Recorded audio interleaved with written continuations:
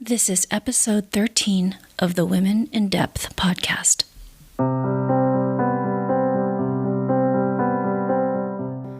Hi, everyone, and welcome back to the podcast. Today, our topic is an experience that touches the lives of many, many people, and this is the experience of infertility. According to Resolve.org, the National Infertility Association website, 7.4 million women, or 11.9% of women, have ever received any infertility services in their lifetime. 1 in 8 couples, or 12% of married women, have trouble getting pregnant or sustaining a pregnancy. And for couples between the ages of 29 and 33 with normal functioning reproductive systems, they only have a 20 to 25% chance of conceiving in any given month. And so it's clear that the experience of infertility is more common than we realize, and that it touches the lives of many, many people. In today's episode, Erika Labuzan Lopez, a psychotherapist in private practice in Houston, Texas, will help us understand more deeply why the experience of infertility can be so difficult and how family and friends can help support those who are experiencing it. So without any further ado, let's get started with the interview. Hi, and welcome back to the podcast. Today, our guest is Erika Labuzan Lopez. Erika is a marriage and family therapist located in Houston, Texas. She specializes in working with couples in conflict, infertility, and the transition to parenthood. Erika is passionate about helping couples maintain a strong connection and enhance the relationship in the face of dealing with tough stuff. She is married and has a toddler, and also has parenting skills workshops where she teaches parents how to keep calm and implement intentional discipline strategies in their homes. Hi, Erika, and welcome to the podcast. Hi, Lourdes. Thank you so much for having me on. I'm really glad you're here. As you and I were discussing shortly before we started recording, this is our second try. That is because of technology. So I'm really appreciative of your time and being willing to come back and do this again. Well, of course, I'm really excited to get the opportunity to share more about this. So I felt it was really important for us to re-record it and try it again, because I'm hoping that people can really benefit from it. Erika, could you share a little bit more about yourself with our listeners? Sure. I have been a therapist for about 3 years. I started in private practice about a year ago. So I specialize in working with couples, infertility, new parenthood, postpartum, basically everything kind of along those realms. I've married my high school sweetheart, and we have one little girl right now. And Erika, why were you drawn into this area specifically, for our topic today, which is infertility? So sure, I think, like most therapists, we kind of draw from our own experiences, things in our lives that have affected us, that have been difficult. And usually I think, we found a way to work through it, and then that sort of takes you into a desire to help other people through it too. So for me, that's exactly what happened, a personal experience going through infertility and sort of coming out on the other side, and now trying to find a way to, I think, open up this conversation, because it's not something that people talk about, and I don't think it's something that you expect to go through either. No, it's definitely not an area that's really talked about. I think when it comes to areas with infertility, it seems that the dialogue or the conversations or anything about that experience seems to be really contained within the person or the couple going through it. And so it seems like it's isolating in that way. Yeah, I think it is definitely isolating for the couple, but then I think each partner can be isolated too. So for the couple, they may start not wanting to go to family functions where other family members have young children or babies, or they don't want to go out during the holidays because there are pictures of young children everywhere. So I think for the couple itself, that can happen, but also then, each person starts to isolate from the other one, because I think it's this trick of, well, how do I support my partner when I'm dealing with my own pain? Yeah, I can see that would be really difficult to navigate. And that's interesting to see that happening within the couple. So you can imagine, just for anyone outside of that, how difficult it is also for them. Yeah, I think it's one of those things that really nobody knows. What am I supposed to say? How can I make this better? And unfortunately, there's a lot of, I think, miseducation or misunderstandings, miscommunication that leads to more isolation, really. We're talking about infertility, but I know that that really covers a lot of different areas and experiences. Could you share what that's an umbrella for? Like, what are the experiences that individuals and couples deal with related to infertility? Sure. So infertility is defined as a couple having unprotected sex, the attempt of getting pregnant for 12 months or longer. And then if you're over 35, it changes to 6 months or over. So that's kind of basically the definition. So I think you're right. That can look so many different ways because I think couples can either go into it sort of blindly, having no idea really about the basics of family planning or even the medical side of how things work. So couples have about 20% chance each cycle of getting pregnant, whether they're going through infertility or not, just every couple. And so I don't think people really understand what all goes into that when they've decided, okay, we're financially stable, we've been married for X many years, however many they think is the right time, or they're feeling like this is a great time, and they decide, okay, let's get pregnant, and it doesn't always work that way. So I think it sets us up for false expectations in that way. And then you have secondary infertility, which is when you already have a child or successful pregnancy, and it's that same 12 months trying to conceive your second child. You were saying that it's a 20% chance of conceiving?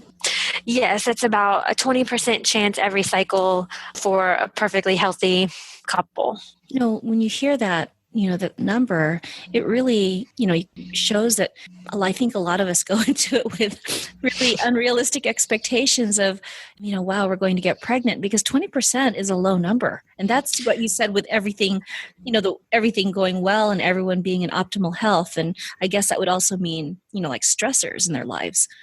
Sure. Yeah. So I think that a lot of times, people don't realize that, right? And so, you've decided, okay, we're going to get pregnant in this month, because that's going to set us up perfectly for the birthday to fall at this day. And for some reason, we want that. And and I don't think that that's a bad thing at all, but I think that it does lead to some disappointments. It can.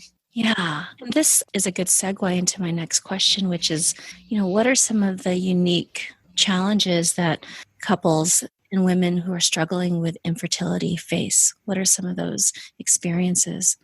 Sure. I think that the grief is very unique. It's something that a lot of people don't understand because of the timeline of things. So, you have your period, you ovulate about 2 weeks later, and then 2 weeks later, you would have a period again. And so, for couples going through infertility, especially if they're on some kind of treatments, they are tracking everything. There's a lot of science to it. So you have a period, you have your ovulation days, you're having sex on those days, you may be doing some other medical things you need to do during that time. And then you have this really hard 2 week waiting period, is what most people call it, until you figure out, are you going to have another period, which would indicate that you're not pregnant, or is that period not going to come, which could indicate that you are pregnant. So when, you do get that period again, it's pretty devastating, and you kind of go through this whole cycle of grief. Like if you were to think about somebody passing away and all those feelings that come with that, you basically are doing that in a cycle of 2 weeks for as long as it's taking you to get pregnant.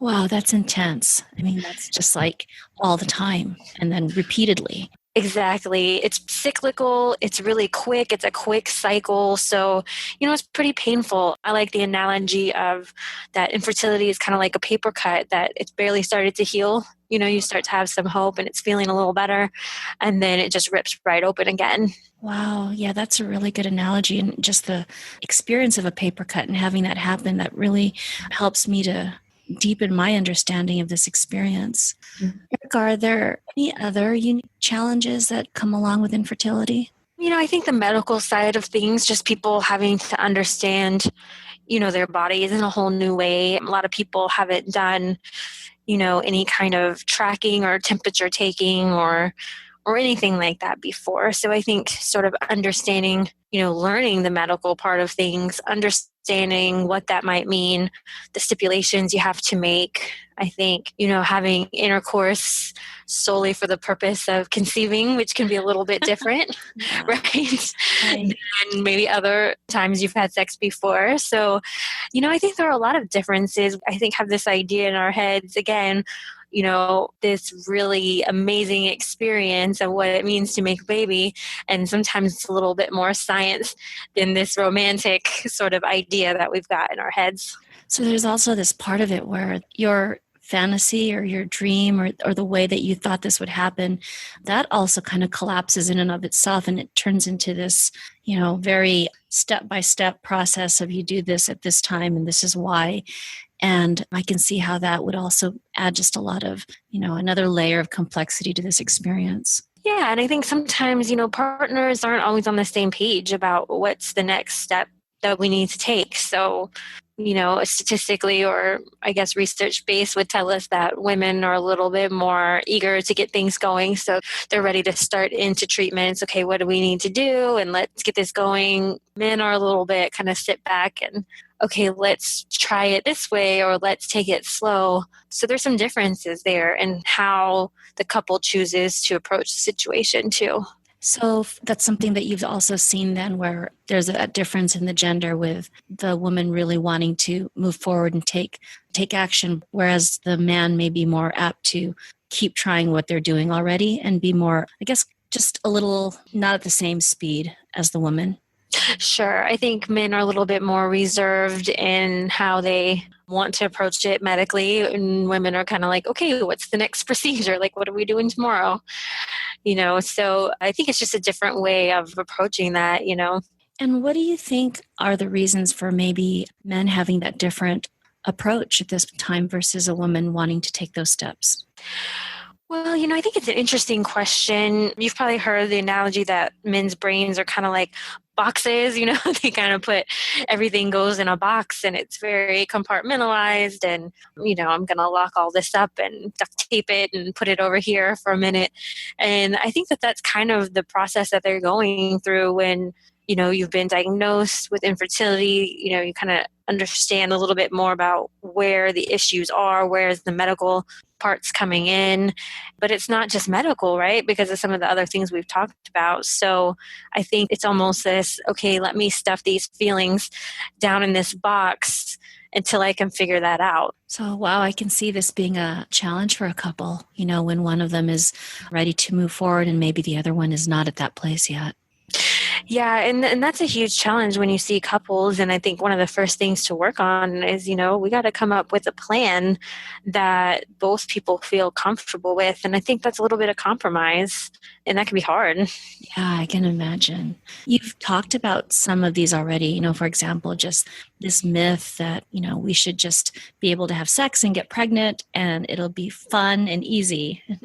Right. It's not going to be this complicated, laborious thing. But yet, that's not the reality.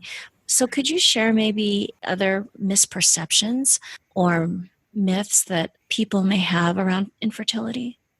Yeah, I think the biggest one, or one of the biggest ones, is this myth that, it's always the woman's fault or there's something wrong with her. And that's one I hear a lot, or that's one that I hear people talk about other people saying a lot. And so, no, it's just not true. So here's kind of the breakdown of sort of the factors involved. About 35% of the time, it's a female factor, so a medical condition with a woman. 35% male factor, so something with the male. So, those are equal numbers, right? And then 20% is a combination of something between the two of them. And then 10% unexplained. The doctor doesn't know why. So, I think that's important to know, just because it's going to influence the way that we respond to family and friends and maybe some of the misunderstandings that are out there. And then I think the other one to be aware of is infertility is a medical condition. So, you could say it's like having bad eyesight or having asthma. So, when people say things like, just relax and go on vacation or something like that is going to happen. And, my thought is, before I understand everything, but my thought is, well, if I go on vacation, does that mean I'm not going to have to wear glasses anymore? Like, am I going to relax and my eyes are just totally going to be fine? No, of course not. That's absurd, right? And so it's the same kind of thing when people aren't seeing it as a true medical condition, which is what it is. I think that's when we start hearing some of these responses that just really don't make any sense when you think about it, Yeah. Are there any other myths or misperceptions that you can share about infertility? I think another myth is that your life is never going to be normal again. And I think this is a myth that the couple has, the couple that's going through it. So, I think when you're in the middle of it, you feel like you're always going to feel this way, or it's always going to be this grief that you're experiencing now. And there's some research that shows that people do regain happiness. And I think that pain will always be there. It's kind of back to that paper cut, that paper cut will heal, but you might have a scar. Yeah. you Erika, I feel that information about, that infertility is a medical condition, I can see how that would just be really helpful for friends and family who are trying to understand this. And also for the couple, I think, as far as normalizing and maybe not seeing it as something that's a personal failure. But then I guess on the other hand, maybe that could still be turned around and someone looking at themselves like, what's wrong with me or what's wrong with us? Have you seen that kind of go both ways? I have. I think the first side of it is usually what I see, that personal failure, so this is what I'm meant to do as a human. And this is typically what I hear from women, but I think men experience it too. This is what my body was meant to do and I can't do it. So, what does that mean about me as a woman, as a wife, as a person? Yeah, so I can see how that really even just goes even deeper into the sense of identity of who I am or who I thought I was or was going to be. Mm-hmm. I love how you also, you not described it, but you made the analogy of it being similar to, someone who maybe has to deal with struggles with their eyesight or asthma, that it's just something that you are dealing with, but it's not a personal failure. It's just a part of your biology. Right. And I think that eventually, people understand that about it. But I think at first it's hard to relate it to something like your eyesight. We have an easy answer for your eyesight. Right. We'll give you some glasses. We'll give you some contacts. And there's no easy answer to infertility. So, I think that makes people feel out of control of their situation. And we don't like to be out of control, I think, as humans. No, we really don't. We want to have answers and we want to know what's going to be the next step. And when things aren't clear or they're not working, that can really throw us into a tailspin. Yeah, I think that's where a lot of people find themselves, especially at the beginning, and exactly what you said. Well, what's wrong with me? Well, it has to be this or it has to be that. I think we're searching for answers, and we get answers, I think, throughout the process, but we want them now. We want to know exactly what to do to fix it. Yeah, and kind of piggybacking on what you were saying earlier about this being a complicated grieving process because of the cyclical nature and how quickly that goes. I think also just even, along with the illusion of this is supposed to be easy, we're supposed to have romantic, great sex and get pregnant, right? And even that sense of, I had this dream that I was going to be a mom and have this huge family, and I had ideas for what holidays were going to be like. I can see how all of that is just so connected to different layers of grieving.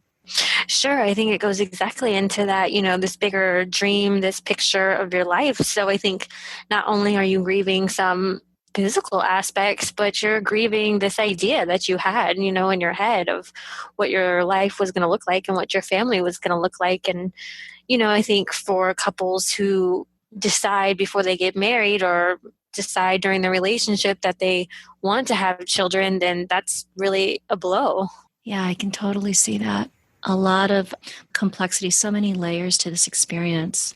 Erika, when a couple or an individual woman comes in to see you and they're struggling with infertility, what happens in therapy with you? What's that process like? A lot of it starts with some basic understanding of where they're at.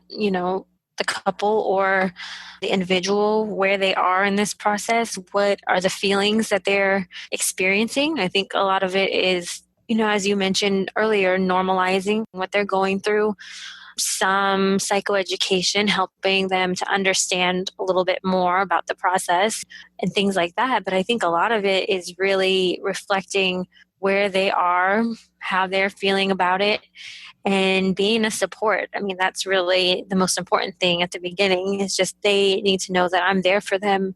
And, I don't think people are always ready to hear that, but usually they come around.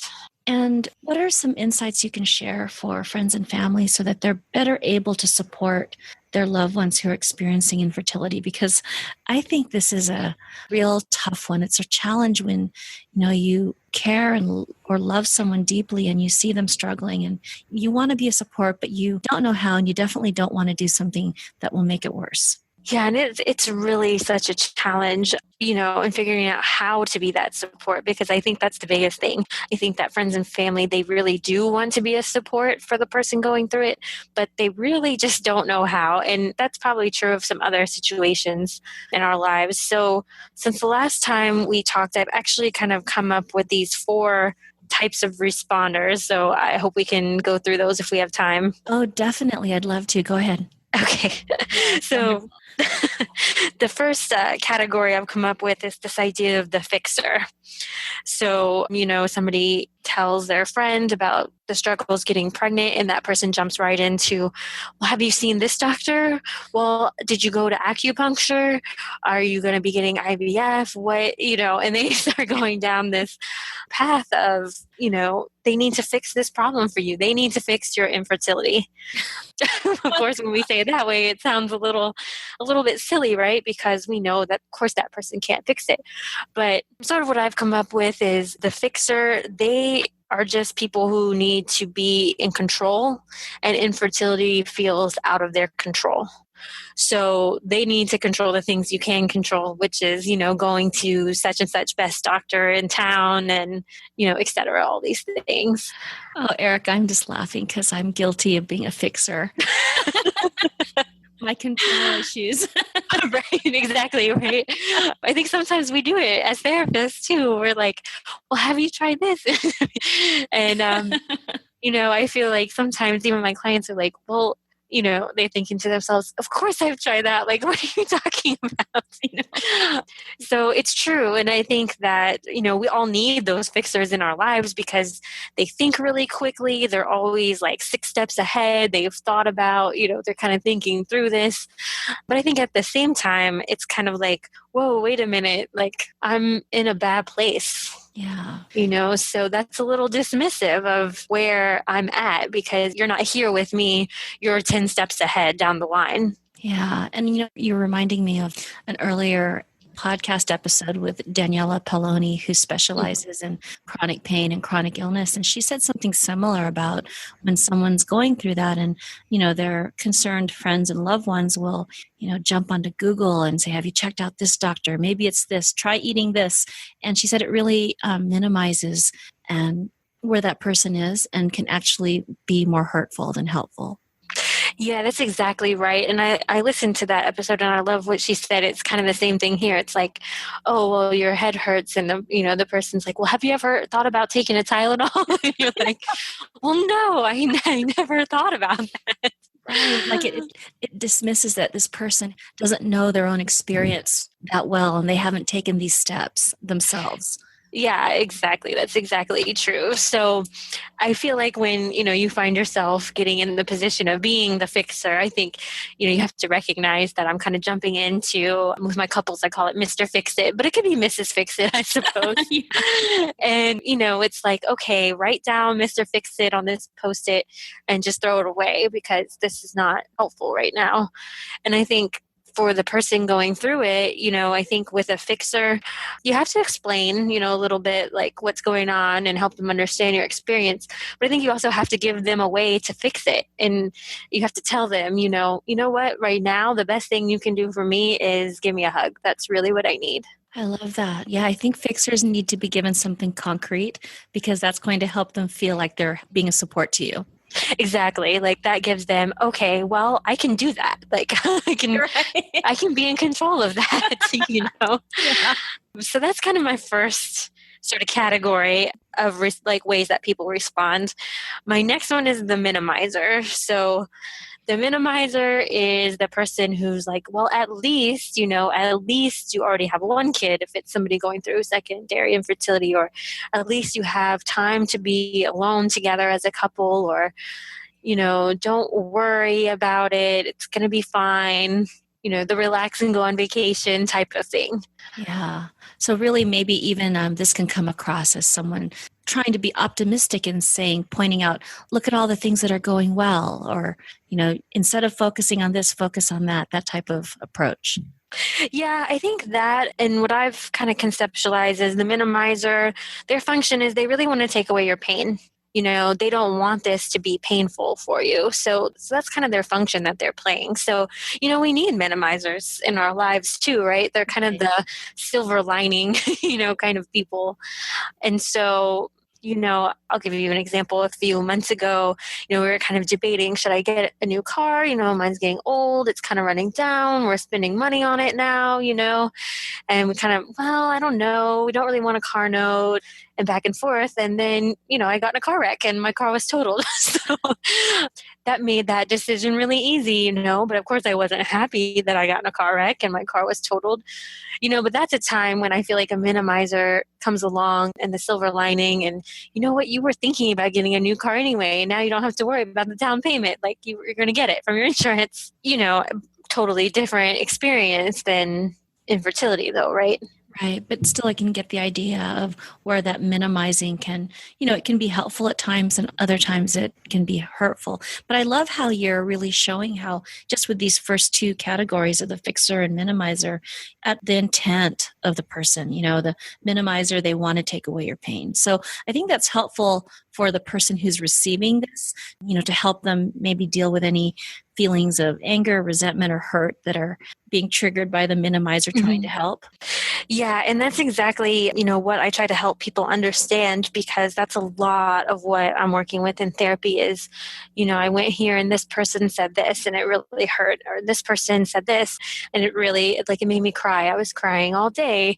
And so I think it is important, like even as the person going through it, to kind of understand the function of why the other person is doing that. Because I think if you don't, and you don't figure out ways to fix it that person can understand, then we build resentments against those people, right? Like we just kind of hold it in and think that person, they're always just minimizing what I'm saying. Yeah. And I'm just not going to tell them anything anymore, Yeah, and I can see how that can start to really build some walls that might really impact that relationship for a long time.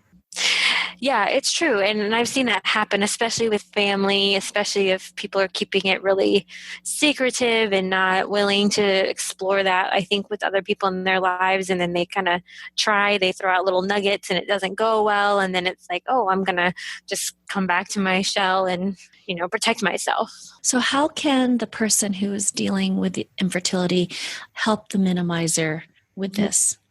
Yes, I think with the minimizer, you have to be really direct. I think you have to kind of tell them, I understand that you're trying to help, but that is really actually more painful. And here's why, right? Because the minimizer, they want to take away that pain. Yeah. So I think to help them understand, you're actually causing me more pain. So acknowledging how what the minimizer is doing is affecting them, but also acknowledging that they understand that the minimizer is trying to remove the pain, to take it away. Yeah, I think that's always a good thing to do. I don't know that the person going through infertility always can do that right away. So that's kind of a skill. But I think to do that is helpful. And then I think, the most important thing you can do with a minimizer is to give them permission. Like, it's okay that I'm sad right now.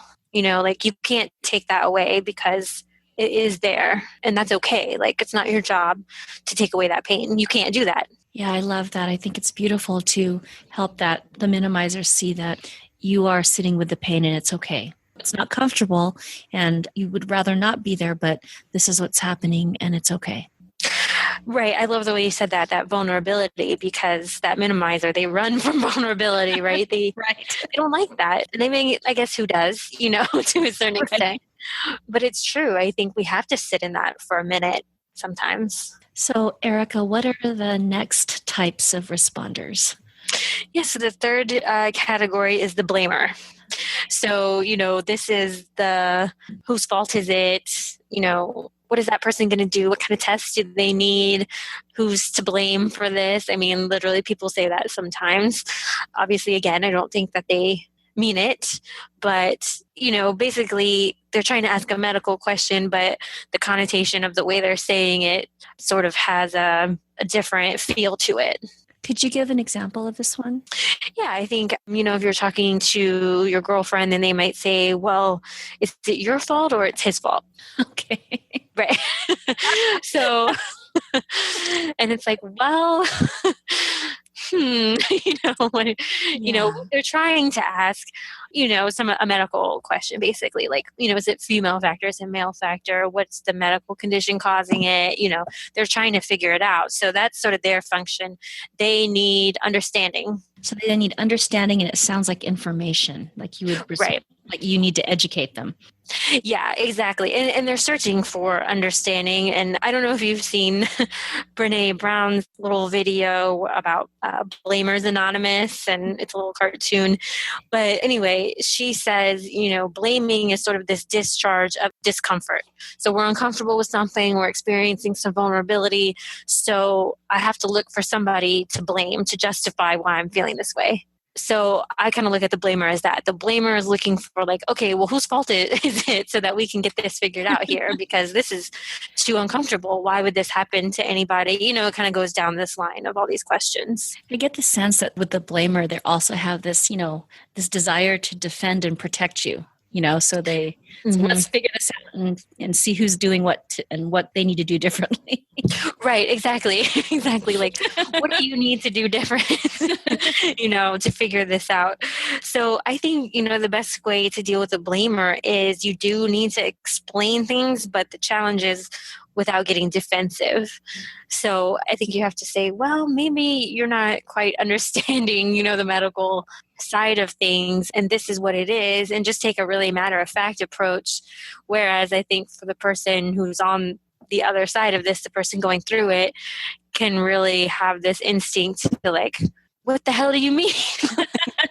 Whose fault is it? I'll tell you, So it can be a really tricky conversation. But I think if you kind of take that lens, like, okay, this person doesn't mean the question this way, and again, let me help them understand, then I think that, it lends to a more meaningful conversation, really. Yeah.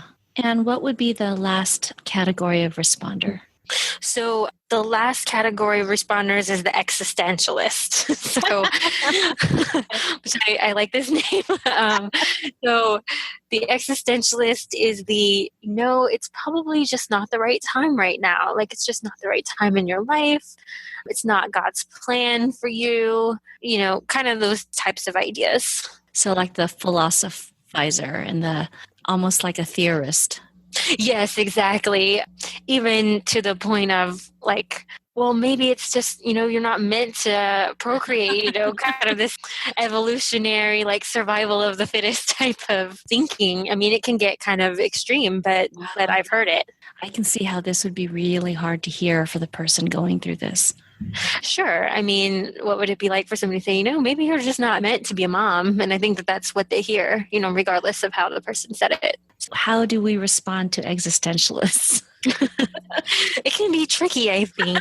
So I think one thing to think about is, in the less extreme cases for existentialists, is, okay, what's their function? Why are they responding this way? And I feel that they are trying to give the person hope, usually. Like, well, it's a bigger plan. It's bigger than yourself. That's kind of, I think, what they're going for with it's not in God's plan, or it's not the right time, but, maybe it will be in a year from now. Maybe that will be the right time. So I think that's where they're coming from. Like, they're trying to give you hope that there's something bigger than this out there. And I think through that process, this may even be just deeper beneath it. Maybe by trying to give this person hope, they're trying to help the person accept what's happening. Mm-hmm. I think that could totally be a big part of it, right? And especially for somebody who kind of thinks in this way, like acceptance would be important. So I kind of suggest that, again, you have to keep an open mind and realize where they're coming from, maybe why you're kind of thinking about the situation in the way they are. And then for the existentialist, I think, you have to reassure them that, like, just because I'm sad or just because I'm having a hard day today or just because I'm crying right now doesn't mean that I don't have hope for my family and my future, that I don't know what's going to happen, but I'm still hopeful that something's going to happen. And it seems like that response also is helping the existentialist or modeling for the existentialist that you are creating a space for your feelings at this time, and that needs to be honored, that regardless of what else is, what's down the road, or, whether or not I need to accept this or not, at this time, this is what I'm feeling and where I'm at, and I need to honor that. Yeah, I think that's perfectly said, really, because I think that is difficult for an existentialist, right? They're kind of down the road too, kind of like that fixer, but in less tangible, yes, kind of ways. Yeah. They're down the road, in their head. And I guess, like you said, this philosophical sort of space, right? So I think you're totally right. They're not here. They're not in this present moment with you. Wow, that was really helpful, Erika. I'm really glad that we redid this interview because because we didn't have these 4 in the first one. So, Erika, if we have someone right now who is listening and she's experiencing or struggling with infertility, what would your words of wisdom be for her? I think I would want her to know that you are not alone. I think so many people feel alone.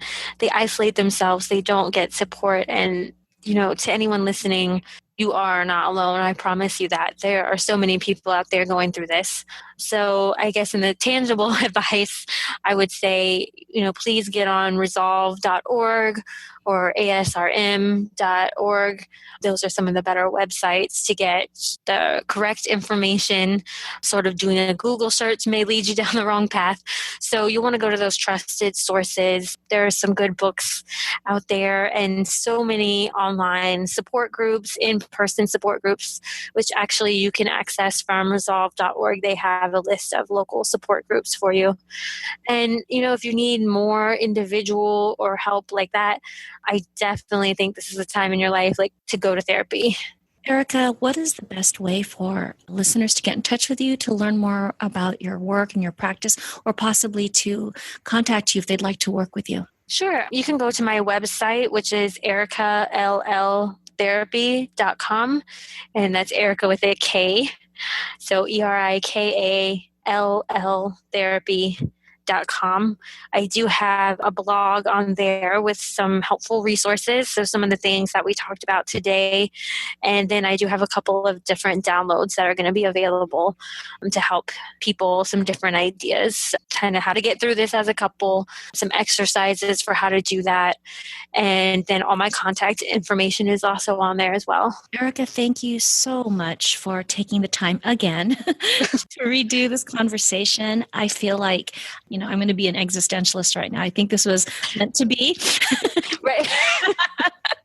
Because I really feel like this second conversation just has so much more information and richness to it than when we did this the first time. I don't know if you feel the same way, but that's what I'm feeling. No, I definitely agree. I think we kind of got more into the nitty gritty this time, and I hope that those categories are helpful. I'm finding it helpful as I've kind of organized it in my brain a little more clearly. So I hope that's helpful for the listeners as well. Oh, I know it will be really helpful. And thank you so much again for coming on to Women in Depth again and sharing all of your wisdom and insights. I know that this is going to be meaningful information for so many listeners. Well, thank you so much, Lourdes. Okay, take care. You too.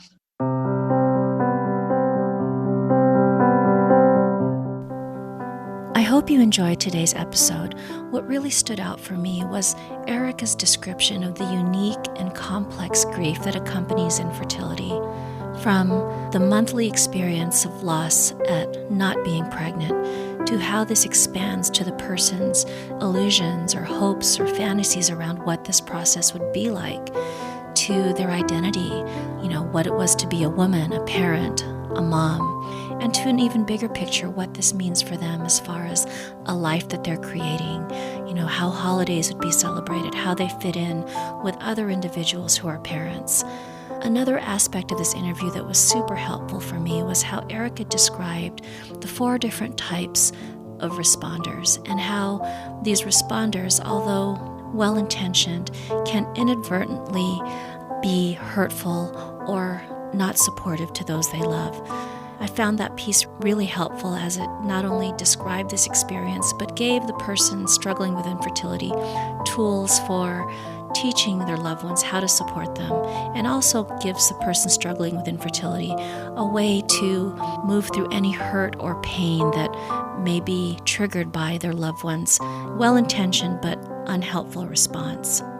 For show notes to today's episode and for the links to the resources that Erika described, please visit www.lourdesviado.com/women in depth. If you enjoyed today's episode, please subscribe on iTunes and leave a review. Thank you so much for listening, and see you next time.